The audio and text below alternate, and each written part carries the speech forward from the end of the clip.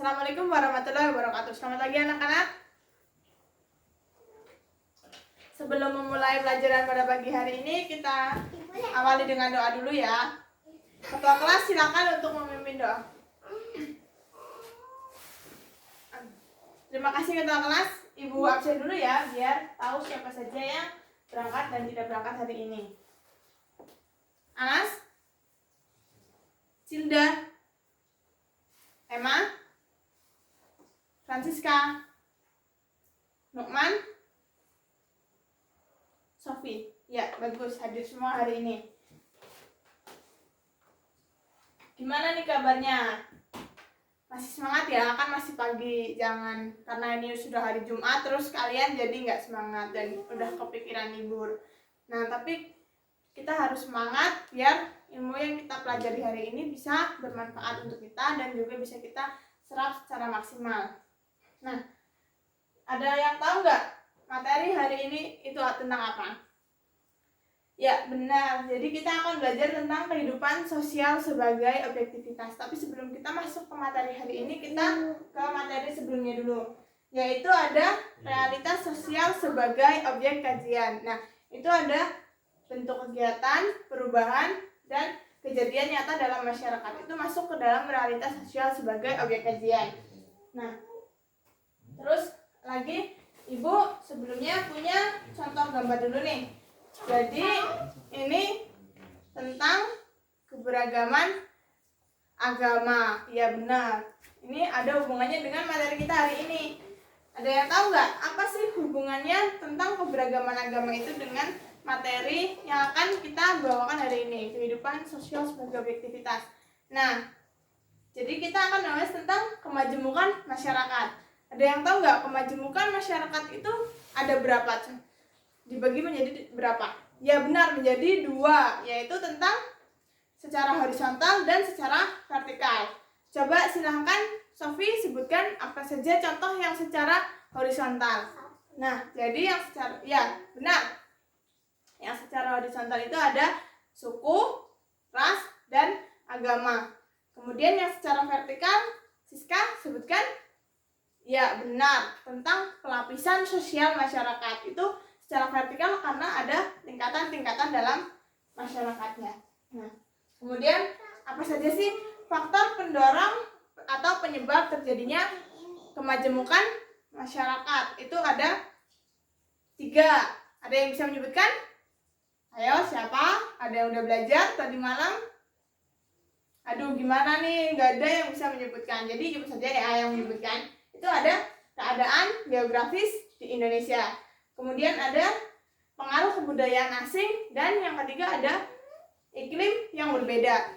Kita pakai contoh untuk iklim yang berbeda ya. Jadi kayak misal orang yang berada di wilayah Kalimantan yang jarang turun hujan, itu berbeda dengan yang ada di Jawa sendiri yang sering hujan. Jadi kayak kita misal yang di Kalimantan mungkin akan kesulitan untuk menanam padi seperti masyarakat Jawa. Nah, jadi mereka yang di Kalimantan akan membuat kayak mencari jalan lain nih. Apa sih yang bisa mereka tanam di sana gitu loh, sesuai dengan iklimnya. Kemudian ada manfaat dari keberagaman sosial dan budaya. Tentu apa? Kemajemukan ini pasti ada manfaatnya ya, nggak mungkin sesuatu hal itu nggak ada manfaatnya. Nah, yang pertama itu ada perbendaharaan bahasa, semakin berbandara bahasa Indonesia semakin diperkaya. Kayak misalnya saja contohnya di suku Jawa sendiri, kita ada bahasa yang berbeda-beda. Kayak misal bahasa Jawa Banyumasan, terus ada bahasa Jawa yang digunakan oleh masyarakat di Solo, dan ada bahasa Jawa yang digunakan oleh masyarakat Jawa Timur. Itu satu suku saja bahasanya sudah berbeda-beda, ada sendiri-sendiri. Jadi kita bisa bayangkan ada berapa banyak suku di Indonesia, pasti bahasanya juga akan semakin banyak. Kemudian ada potensi keberagaman bisa dijadikan sebagai objek pariwisata. Kayak keberagaman budaya itu bisa dijadikan objek pariwisata. Ada beberapa wilayah-wilayah yang menggunakan kebudayaan mereka sendiri sebagai objek wisata. Seperti di Bali, kebudayaan sebagai objek wisata itu sangat banyak. Kemudian di Jawa sendiri ada di masyarakat Dieng, itu juga dijadikan sebagai kebudayaan sebagai objek wisata. Kemudian ada melalui hubungan yang harmonis antar masyarakat kita bisa menggali kebudayaan lokal yang ada. Kayak misalnya kita nih belum tahu satu kebudayaan, terus di satu masyarakat itu ya kita dengan masyarakat yang harmonis kita bisa mencari tahu, kita bisa menggali dan memunculkan kebudayaan itu. Nah, kemudian ada dengan keberagaman kita bisa saling menghargai. Ketika kita biasa dengan masyarakat yang beragam, maka kita akan bisa menghargai perbedaan-perbedaan yang ada. Nah, contoh yang manfaat yang kelima ada keberagaman dapat memberikan kita pengetahuan bahwa kebenaran itu tidak mutlak dimonopoli oleh satu pihak. Jadi kebenaran itu enggak muncul dari satu mayoritas saja, bisa dari pihak-pihak lain, misal minoritas atau apa. Intinya kebenaran itu enggak dimonopoli oleh satu pihak. Nah, kemudian yang terakhir ada keberagaman mengajarkan kita toleransi. Jelas ketika kita sudah biasa dengan masyarakat yang beragam, kita akan menjadi memiliki rasa toleransi yang tinggi. Nah, kemudian ada keberagaman agama dan kepercayaan di Indonesia. Agama yang diakui di Indonesia itu ada 6, yaitu Islam, Kristen, Katolik, Buddha, Hindu, dan Konghucu. Untuk kepercayaannya sendiri itu ada begitu banyak. Nah, kemudian ada aspek-aspek agama. Yang pertama itu ada kepercayaan keagamaan. Jadi setiap agama memiliki aspek kognitif yang membentuk cara pandang seseorang terhadap dunia. Ya, itu jadi kayak misal apapun nih, kita meskipun diajarkan kebaikan, semua agama mengajarkan kebaikan, tapi pasti akan kita memiliki cara pandang yang berbeda-beda terhadap dunia. Itu juga dipengaruhi oleh agama. Kemudian ada ritus-ritus keagamaan. Ritus keagamaan itu merupakan tindakan simbolis yang mengungkapkan makna religius. Jadi kayak misal sholat itu juga masuk ke dalam ritus-ritus keagamaan itu dalam Islam. Kemudian ada lagi misal di agama lain juga ada ritus-ritus yang sebagai simbol makna religiusitas mereka. Kemudian ada simbol keagamaan kayak misal menggunakan hijab, itu masuk ke dalam simbol keagamaan. Terus ada patung-patung salib, mungkin itu juga bisa masuk ke dalam simbol keagamaan. Terus kemudian ada pengalaman keagamaan. Pengalaman keagamaan itu berhubungan secara subjektif antar individu dengan Tuhannya begitu. Jadi jelas setiap agama pasti pengalaman keagamaannya itu akan berbeda-beda. Terus ada lagi masyarakat agama. Masyarakat agama itu ya mereka yang menganut agama masing-masing, kayak komunitas umat beragama. Nah, agar sebuah agama bisa tetap eksis lah, misal contohnya itu sebuah agama itu harus memiliki masyarakat agama.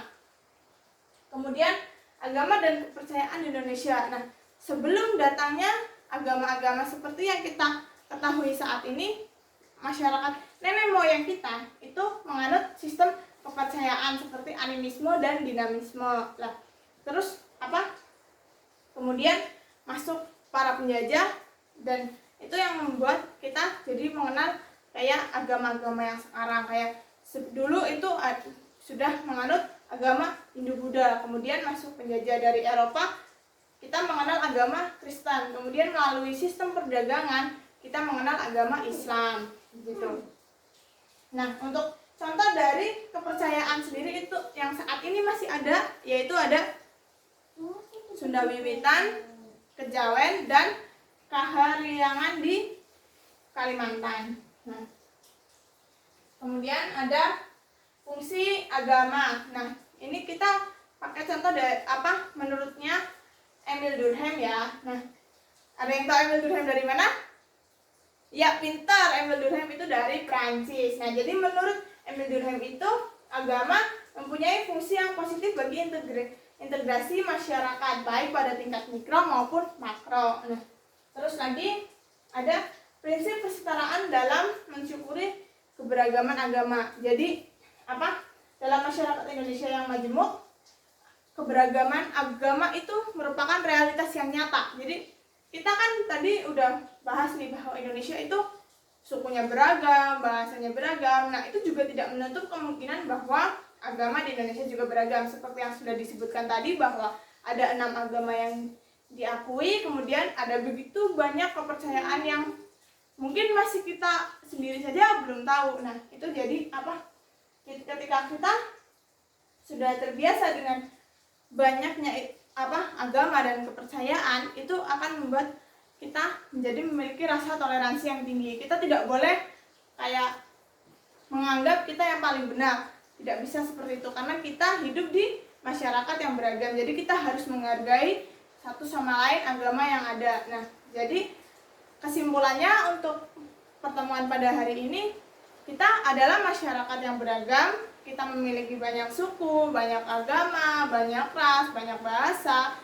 Itu kita harus memiliki rasa toleransi yang tinggi. Kita harus bisa saling menghargai. Kita juga bisa menjadi masyarakat yang memiliki pemikiran terbuka. Kemudian dari keberagaman ini juga memiliki begitu banyak manfaat. Nah, terus untuk pertemuan minggu depan, kita akan Ibu berikan tugas di rumah ya. Jadi nanti akan membentuk kelompok. Nanti kita akan membahas tentang tadi manfaat agama bagi kehidupan masyarakat. Itu saja. Jadi Ibu rasa sudah cukup untuk hari ini. Kita tutup dengan doa. Ketua kelas silahkan untuk memimpin doa. Ya, terima kasih Ketua kelas. Wabillahi taufiq wal hidayah. Wassalamualaikum warahmatullahi wabarakatuh.